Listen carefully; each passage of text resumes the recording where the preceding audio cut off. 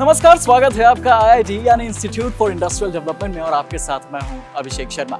आज आईआईटी के माध्यम से हम मौजूद हैं इंडियन फार्मा एक्सपो 2022 में। हम सबके लाइफ में हमारे लिए सबसे इंपॉर्टेंट चीज क्या है?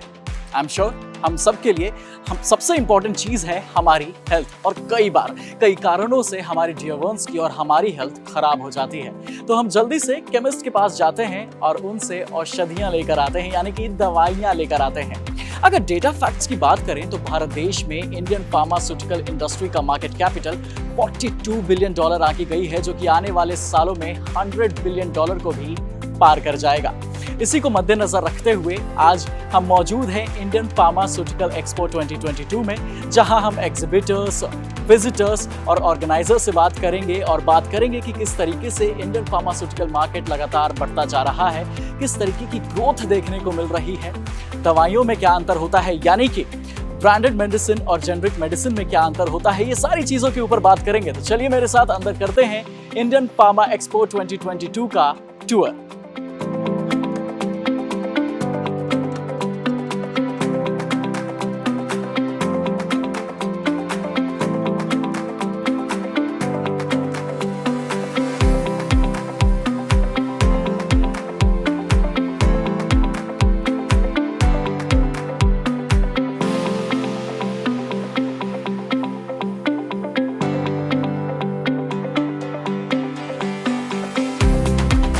Sending our sincerest gratitude to the Honourable Minister for sending across his best wishes. And now, ladies and gentlemen, I request all of you to please put your hands together and join me in welcoming Mr. Suhail Goswami. And it's an honour to have Mr. Suhail Goswami, EVP, Drug Listing and Regional Product and IT Operations CDS MIMS with us today here. And I'm going to request you to please join us on stage. Request everyone to please put your hands together and join me in welcoming him. And I'm going to request Mr. Alok Sharma, Vice President Events B2B Pharma and CME, to kindly felicitate Mr. Suhail Goswami on behalf of all of us here.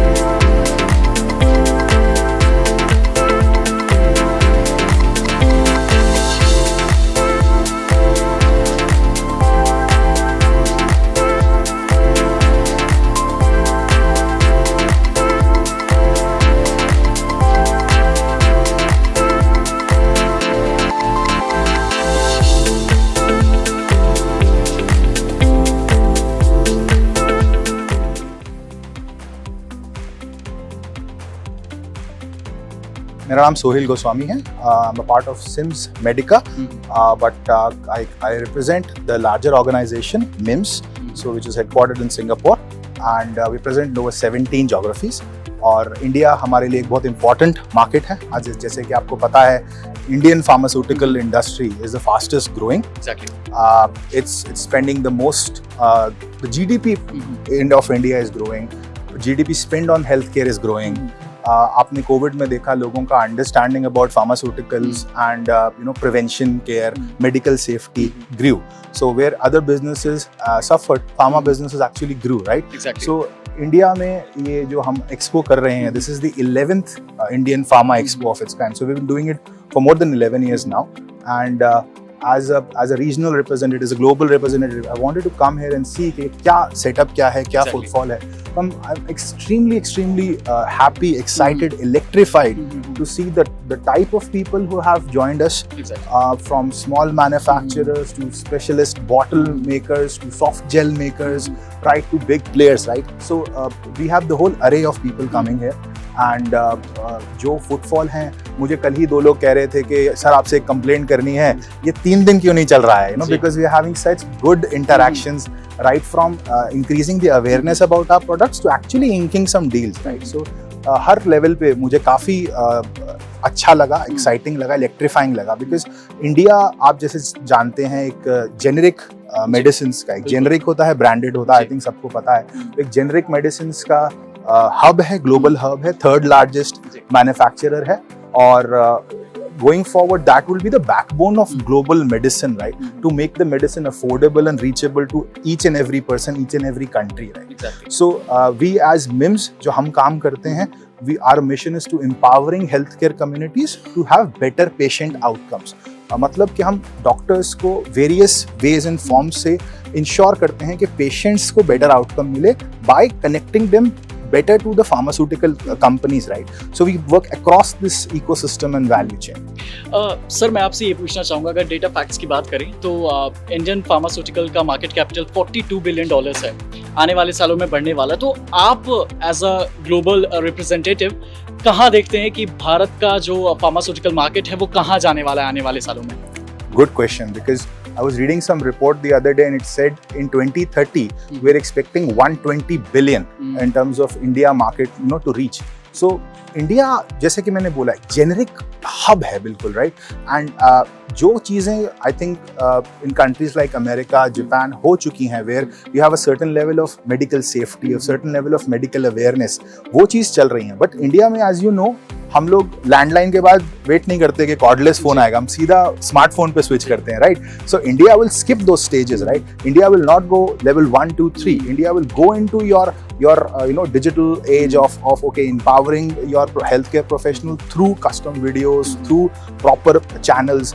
And जब वो empowerment आएगी, वहाँ से आपका insurance में पैसा आता है, लोगों की अवेयरनेस बढ़ती है, तो उससे पूरा का पूरा बॉटम आपका मिडिल पे शिफ्ट होता है, right? And that is the expanding market companies like us would want to play in, right? India में सब कुछ है सर, इंडिया में R&D का कैपेबिलिटी है, इंडिया में मार्केट है, इंडिया में आपके मैन्युफैक्चरर्स हैं.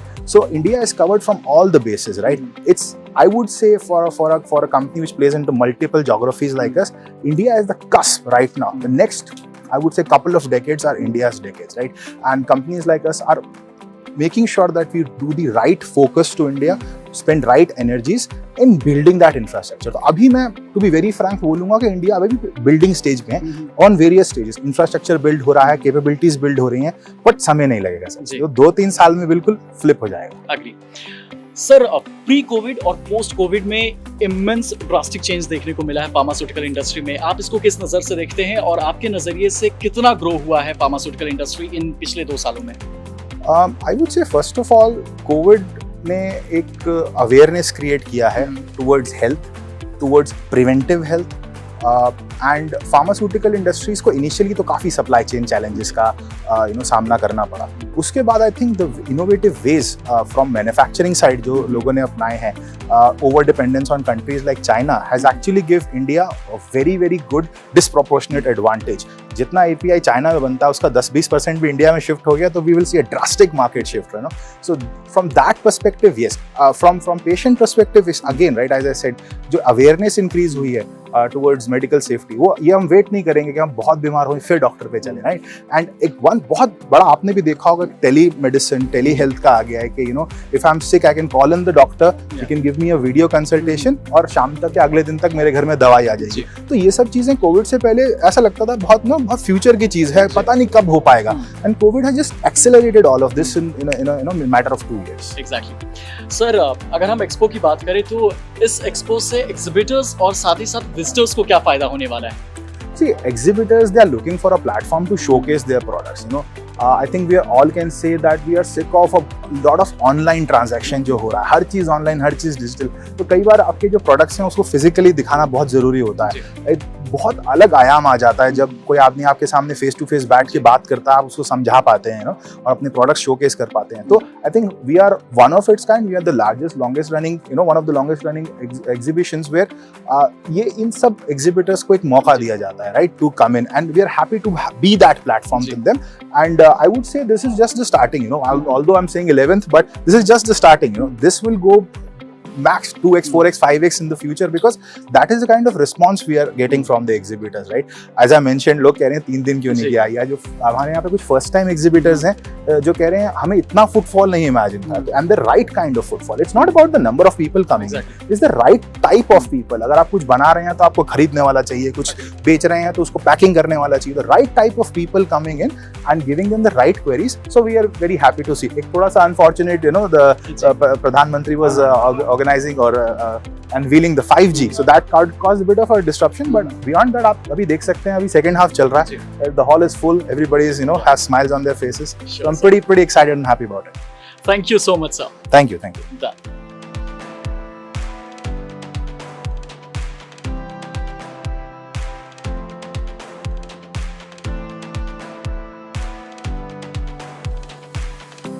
मेरा नाम विक्रम सिंह है. मैं HR head and administrative head हूँ सिम्स मेडिका में, एंड इससे पहले मैं IT में था.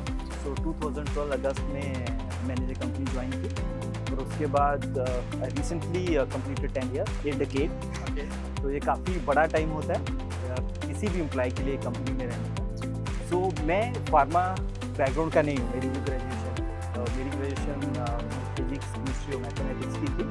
उसके बाद मैंने MBA किया बेंगलोर से. उसके बाद मैंने MSc किया है इंफॉर्मेशन टेक्नोलॉजी में. बट केमिस्ट्री था ग्रेजुएशन में, तो बचपन से पसंद आता था. तो फार्मा में जहाँ पे मैं पढ़ता था वहाँ पे कोई बी फार्म और बी फार्म के कॉलेज नहीं थे, तो मुझे मौका मिला नहीं. बट डायरेनी अभी मैं काम कर रहा हूँ फार्मा में. सो एक्सपीरियंस लास्ट 10 साल का बहुत अच्छा है. बहुत स्टेबल इंडस्ट्री है, बहुत जिसको बोलते हैं कि जॉब स्टेबिलिटी है, और ग्रोथ अपॉर्चुनिटी बहुत ऐसी इंडस्ट्री में, और एक स्टडी ग्रोथ है. इट्स नॉट लाइक IT और सम अदर इंडस्ट्री जहाँ पे आपको ऊपर नीचे थोड़ा देखना पड़ेगा. यहाँ पे आपको एक स्टडी ग्रोथ मिलती है, और अगर आप ग्रो करना चाहेंगे तो ये बेस्ट इंडस्ट्री है एक्चुअली इंडिया. सर नाउ मैं एक एंकर के तौर पे नहीं, एक स्टूडेंट के तौर पर आपसे एक गाइडेंस लेना चाहूँगा, और जितने भी स्टूडेंट्स मुझे देख रहे होंगे वो भी एक गाइडेंस लेना चाहेंगे HR हेड से, कि जब कॉलेज में वो बी फार्मा टी फार्मा कर रहे हैं, उसके बाद वो ऐसा क्या करें कि कंपनी उन्हें जल्दी से रिक्रूट करें, और क्या क्वालिटीज़ होनी चाहिए. आप एज HR हेड आप उनमें क्वालिटीज़ देखते होंगे, तो ऐसी क्या क्वालिटीज़ होनी चाहिए जिससे एक कंपनी जो है उस पर्टिकुलर टैलेंट को एक्वायर करना चाहती है. देखिए, ये बहुत अच्छा क्वेश्चन है. और अगर हम लोग किसी भी और स्कीम के बारे में जानना चाहें, जैसे IT हो गया, फिर MBA वाले, उन पर काफ़ी वीडियोस आपको ऑनलाइन मिल जाएंगे, काफ़ी मटेरियल है. सो काफ़ी कंटेंट है जहाँ से वो पढ़ के, ऑनलाइन पढ़ के कुछ भी कर सकते हैं. बट जब भी हम फार्मा की बात करते हैं, बी फार्म डी, तो आपको कुछ मिलता नहीं है, तो आपको गाइडेंस नहीं सही मिलती. कॉलेजेस में अगर हम लोग बेसिक देखें ऑन द प्रिंसिपल लेवल, तो फार्मा कंपनी काफ़ी ज़्यादा हायरिंग करती है. इसमें फार्माकोविजिलेंस हो गया, R&D हो गया, कंटेंट राइटिंग हो गया, मेडिको मार्केटिंग राइटिंग हो गया, ये सब चीज़ें हैं. अब लेकिन जब बच्चे पढ़ रहे हैं तो उनके जो स्कूल हैं, फार्म स्कूल हैं, जो उनके कॉलेजेस हैं, वहाँ पे जो उनके प्लेसमेंट वाले हैं उनको डिफरेंट तरीके से तैयार कर सकते हैं. For example if you talk about IT, so IT में हर कोई कोडिंग नहीं कर रहा है, ठीक है, हर कोई कोडिंग नहीं कर रहा है, कोई टेस्टिंग में है, कोई एक्सेल चला रहा है. फॉर एग्जांपल कि अगर आपको एक बंदा चाहिए जो एक वेबसाइट चला रहा है, तो कंपनी क्या सोचती है कि इंस्टेड ऑफ हायरिंग MBA वाला जो कुछ, उसकी ग्रेजुएशन BTech की होनी चाहिए. वैसे फार्मा कंपनी में IT के बंदे हैं, तो बायोटेक्नोलॉजी वाले वहाँ जा सकते हैं उनका बैकग्राउंड. दूसरी सबसे बड़ी बात, अगर उनको रिक्वायरमेंट में बंदा चाहिए, फार्मा का हो तो अच्छा है, उसके बाद MBA कर सकता है वो, ठीक है. इट्स नॉट ओनली कि उसको राइटिंग में जाना है, उसको फार्माकोविजिलेंस में जाना है, बहुत सारी चीज़ें हैं. तो हर एक काम एक फार्मा कंपनी में हर एक काम होता है, एक हेल्थ केयर कंपनी में सारे काम होते हैं, एक हॉस्पिटल्स में आपको फुल इंफ्रास्ट्रक्चर चाहिए. तो हर एक कंपनी, जैसे फॉर एग्जांपल हम लोग हैं, तो हमारी कंपनी एक हेल्थ केयर कंपनी है, लेकिन जब भी हम लोग किसी भी IT वाले को हायर करना चाह रहे हैं टेक्नोलॉजी, तो हम लोग क्या सोचते हैं कि कम से कम वो बायोटेक का बंदा तो हो, उसके बाद अगर उसको कोडिंग की नॉलेज है इट्स बेस्ट. यहाँ तक कि जब भी हम किसी प्रोक्योरमेंट में किसी को ढूंढते हैं, तो प्रोक्योरमेंट में actually it's not a pharma या फिर उसको IT, उसको तो निगोशिएशन करनी है प्राइस के ऊपर. बट अगर उसको फार्मा आता है, वेरी एडेड एडवांटेज होगा. तो एक और एग्जाम्पल है, जैसे फॉर एग्जाम्पल फाइनेंस तो आप नहीं बोल सकते, बट इन केस अगर नॉलेज है तो अच्छा है, HR में भी अगर है तो अच्छा है, आप MBA कर सकते हो. और उसके अलावा जो मेजर चीज़ है, फॉर एग्जाम्पल छोटी सी चीज़ Excel, data entry, we called it data entry. But अगर किसी को डाटा चाहिए ड्रग्स का, ठीक है, तो क्या होता है कि डाटा तो ऑनलाइन पड़ा है, कोई भी कर सकता है, ठीक है, सिंपल फार्मूले लगते हैं आजकल, माइक्रो लग गया, कुछ वो लग गया, बट उसकी मैपिंग कौन करेगा, उसको समझेगा कौन? बहुत छोटा काम है बट हाईली पेड काम है, इट्स वेरी इजी जॉब, से छोटा काम it's very easy to do. But अगर कोई फार्मा वाला तो ढूंढ रहा है कि नहीं उसको कुछ डिफरेंट करना है, तो एक्सेल की ट्रेनिंग ले सकते हैं, ठीक है, कुछ डिफरेंट प्रोक्योरमेंट में जाने के लिए प्रोक्योरमेंट की ट्रेनिंग ले सकते हैं, MBA करके वो डिफरेंट स्ट्रीम में जा सकते हैं, सेल्स करनी है। अभी कितनी कंपनीज हैं जो फार्मा को सपोर्ट करती है, ठीक है, ड्रग इंटरेक्शन में, HRIS system, HRIS system, so many system. अगर किसी भी स्टूडेंट को, अगर उसका बैकग्राउंड ग्रेजुएशन का है, so that student would be the preferable. So एक ही चीज बोलना चाहूंगा, think different, do R&D, you will definitely get any job, anyway.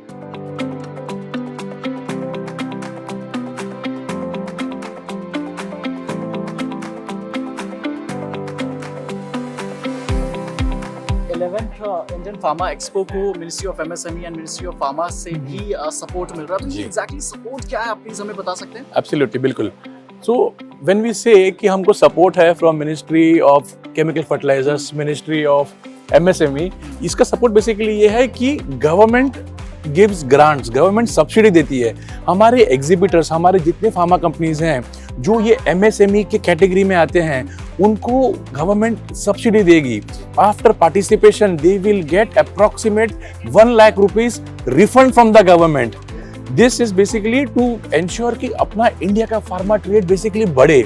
इनको सपोर्ट करने के लिए government is giving them grants, government subsidy दे रही है कि we want India to be the next global leader of pharma industry.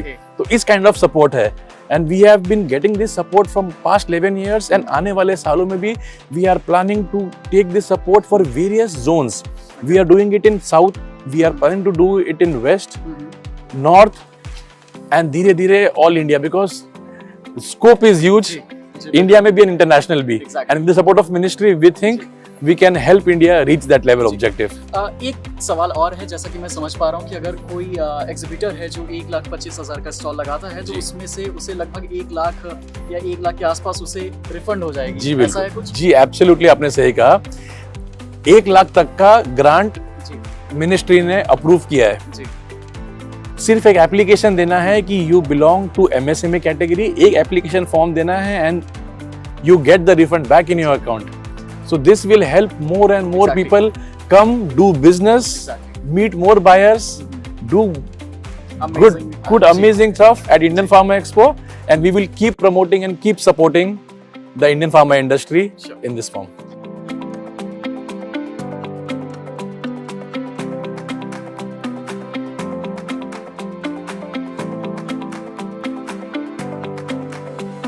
हमारे साथ मौजूद है मिस्टर निनाद बराले, जो कि AVP हैं मार्केटिंग के। तो चलिए उनसे बात करते हैं और जानते हैं कि कैसा रहा है उनका एक्सपीरियंस, और ड्रग इन्फॉर्मेशन के बारे में भी उनसे जानने की कोशिश करेंगे। तो सबसे पहले उनसे एक्सपीरियंस जानते हैं। सर, कैसा रहा है आपका एक्सपीरियंस इस एक्सपो में? एक्सपो में एक्सपीरियंस काफ़ी बढ़िया रहा। बहुत सारे पार्टिसिपेंट्स हैं, बहुत सारे विजिटर्स हैं। हमने 2 दिन में काफ़ी हद तक P2B मीटिंग्स करवाई हुई है, 100 से ज़्यादा मीटिंग्स करवाई है यहाँ पे। और हम चाहते हैं कि और एवरी ईयर हम ग्रो करें ये exhibition. This is in the 11th year, और post covid for me it is like the first time I am attending after the lockdown and things like that. So मुझे तो काफ़ी खुशी हो रही है एग्जीबिशन को लेके, and personally meeting everybody again and on this grand platform, it's amazing. Okay sir, मैं आपसे ये जानना चाहता हूँ, जब भी हम फार्मास्यूटिकल की बात करते हैं, ड्रग्स की बात करते हैं, इन्फॉर्मेशन होना बहुत ज़रूरी है ड्रग्स की। तो इज देयर एनी क्वेरी या इज देयर एनी क्राइटेरिया की जिससे हम ड्रग्स की इन्फॉर्मेशन जो है वो लोगों में और ज़्यादा बढ़ा सके? कोई तरीका है ऐसा? SIMS is basically known for drug information. Okay. So we are in the market, हम मार्केट में हैं और काफ़ी सालों से ड्रग इन्फॉर्मेशन पहुंचा रहे हैं डॉक्टर्स तक, फार्मासिस्ट तक। nursing तक, hospitals, clinics, they are all associated with SIMS. With this, especially this is our SIMS drug directory, which is there in the market since this is now in the 44th year, and next year it will be 45 years for this drug information. तो काफ़ी ज़्यादा हमने research किया हुआ है, हमारी editorial team है, scientific team है जो इसे रिफ्रेश करती है every quarter. This gets published and for the digital era, now we are in the digital era, तो हमारी एक ऑनलाइन प्लेटफॉर्म है विच इज़ mims.com, जहाँ मैक्सिमम लोग, like we have 0.6 million HCPs in India registered, and it's a global website. Asia Pacific में काफ़ी famous है वो website, and do check out mims.com, and you'll get more information and also medical news and updates. So हमारी जो SIMS drug directory है इसमें और online platform plus हमारे integrated SIMS integrated ये एक electronic drug database है जो hospital की HIS से integrate होती है. So we would like to invite all the companies who are participating in Indian Pharma Expo, who know us. We want their products to be listed. Drug information आप list कर सकते हैं हमारे साथ में. Do get connect with SIMS representatives and please use this platform.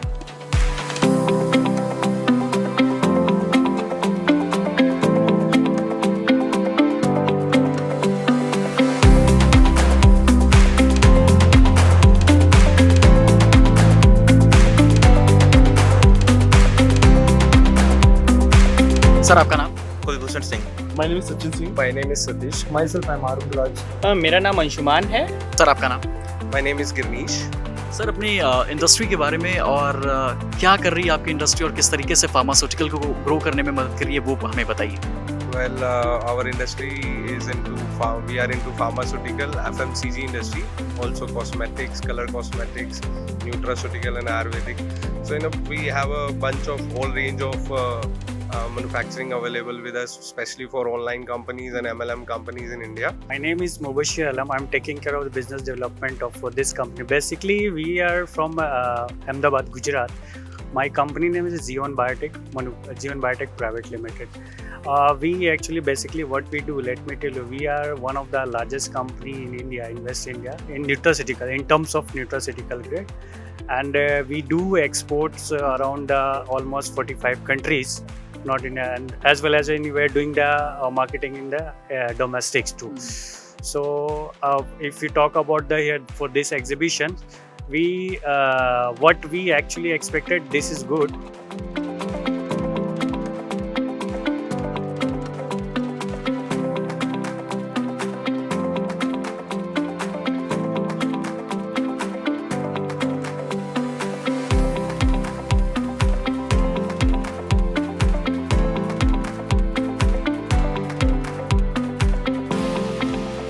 सो कुछ ऐसा था इंडियन फार्मा एक्सपो 2022, जहां हमने एग्जिबिटर से बात की, हमने विजिटर से बात की, हमने एग्जिबिटर से जाना कि किस तरीके से उनकी कंपनी इंडियन फार्मास्यूटिकल इंडस्ट्री को बढ़ाने में मदद कर रही है.